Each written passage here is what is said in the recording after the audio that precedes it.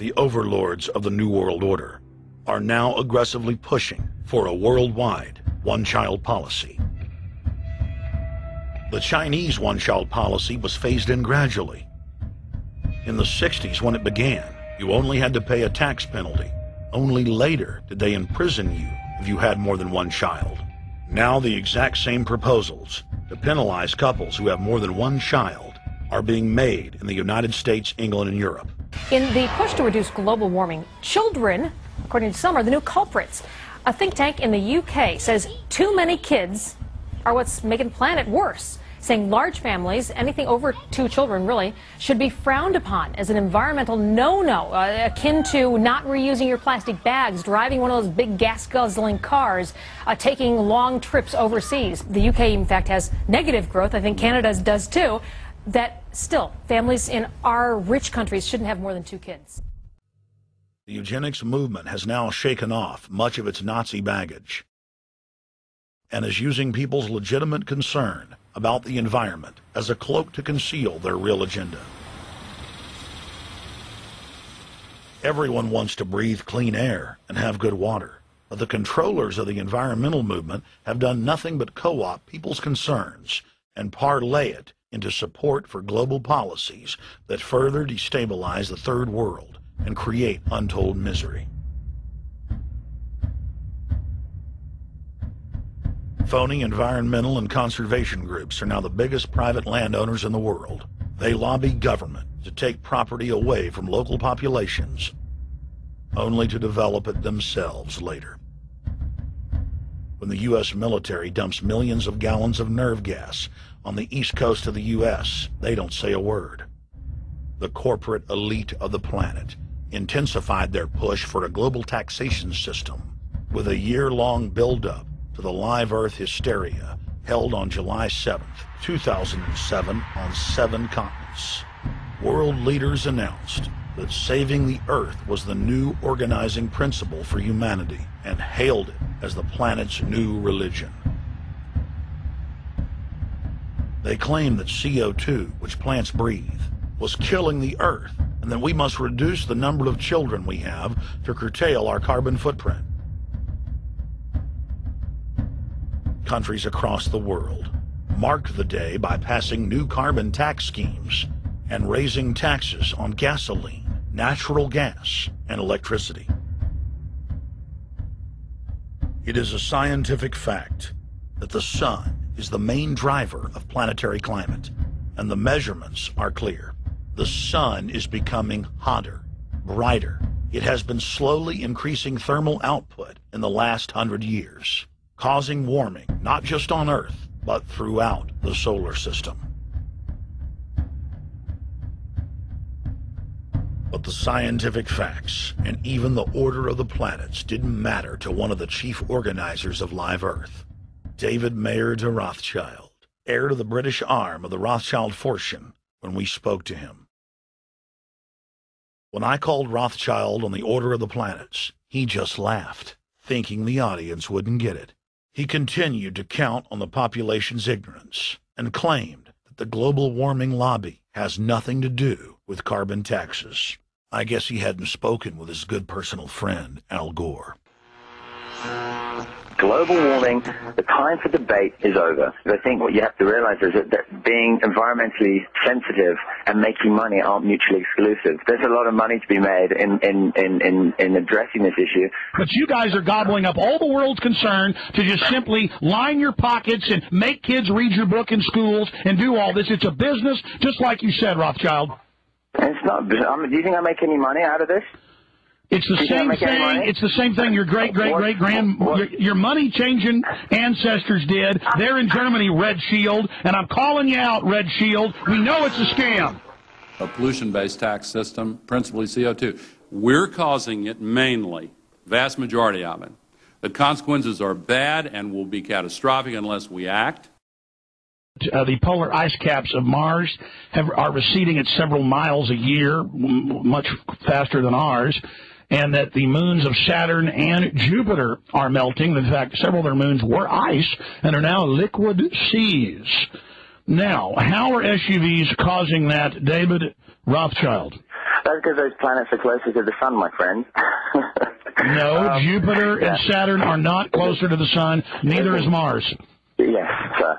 I think you'll find, right, that the very simple matter, and what I wanted to say, and this is my final point, forget your taxation theory, because actually it's not taxation. Put a price on the carbon. A tax is the best way. Cap and trade can also do it. If there were a carbon-based tax, would there be a need for an economy-wide cap and trade system? They are not either or. We can do both. I am in favor of both. Now we will reveal what Barack Obama and his controllers' true agenda is. Number one, bring the United States under the complete regulatory control of a private offshore superbank known as the Bank of the World. More than 100 new taxes are now being developed under the umbrella of curbing greenhouse gases. The new taxes will be paid directly to the private bank consortium. At the producer level, taxes will be paid on farm animals' flatulence. At the consumer level, there will be carbon taxes on all forms of meat, beef, poultry, pork, and fish. All cars will be fitted with satellite tracking boxes that will tax driving by the mile.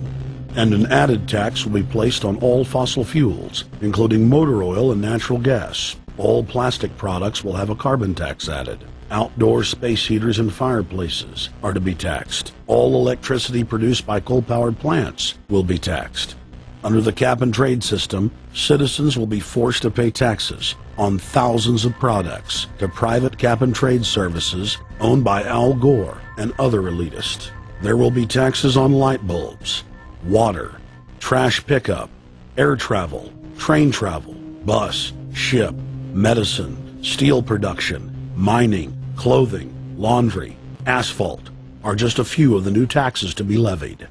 But to truly transform our economy, to protect our security and save our planet from the ravages of climate change, we need to ultimately make clean, renewable energy the profitable kind of energy.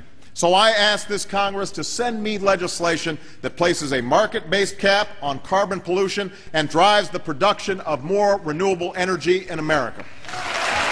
That's what we need. The notion of anthropogenic global warming is a fraud. In other words, the idea that the planet is getting warmer and that human activity is somehow responsible is a pseudo-scientific fraud. It's a big lie. It's a monstrosity. Remember the Nazis, they had race science, race hygiene. They said Aryan blood is different from any other kind of blood. This was, of course, idiocy, a fantastic piece of nonsense. Today, we've got something similar. Global warming caused by human activity, and the answer to that is carbon tax plus cap and trade, according to the wishes of Al Gore, Prince Charles, and basically the entire world banking community, the world oligarchy. What they're trying to do with that is to perpetuate the current system where bankers rule the world, financiers rule the world, and the rest of us get the crumbs from the table. Let's go to Jim in West Virginia. Jim, you're online. Oh, yeah. Jason, you've heard about people getting fined thousands of dollars a day and run out of their home, correct? Yes.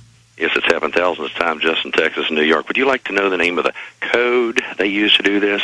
Let's hear it. Okay, on paper, it's a $21 trillion scam. It's the International Property Theft Code, and it's labeled the International Property Maintenance Code. Worse than NAIS, ecology easements, and eminent domain combined. Now, let me just stop you here. Now, this looks like something that they're going to do through this latest climate bill that they put into place. They're going to say that now they need to go into your home and make sure it's energy efficient, and if you can't make your home energy efficient, they're going to start fining you, and then if you can't pay those fines, they're going to just take your home. And they're already doing this? Jason, it's been in plain sight since 2000. You can X-quick it, okay?